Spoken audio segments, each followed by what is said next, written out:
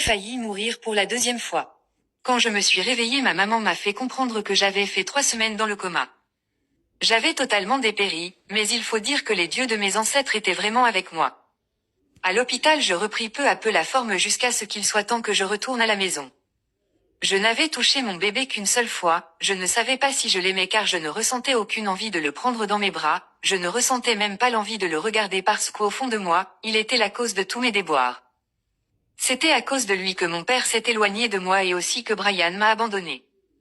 J'étais bouleversée par le flot d'émotions que je ressentais puisque j'étais à la fois la colère contre moi, contre Brian, contre cet enfant. Le détestais-je? À mon réveil, je n'avais même pas cherché à savoir comment il allait. Qu'est-ce qu'il mangeait et qui s'occupait de lui pendant tout ce temps. C'était comme si je n'avais jamais accouché. Je détestais mon bébé, même s'il était innocent, je n'arrivais pas à l'aimer. Puisqu'il était temps de rentrer, ma maman m'aida à ranger mes affaires puis on prit la route pour la maison. Lorsque nous sommes arrivés, je n'ai même pas cherché à savoir où était l'enfant. Je pris la direction de ma chambre et je me suis allongée sur le lit. Perdue dans mes pensées, je me demandais ce qu'était devenue ma vie, moi qui étais pleine de vie, je n'étais plus que l'ombre de moi-même.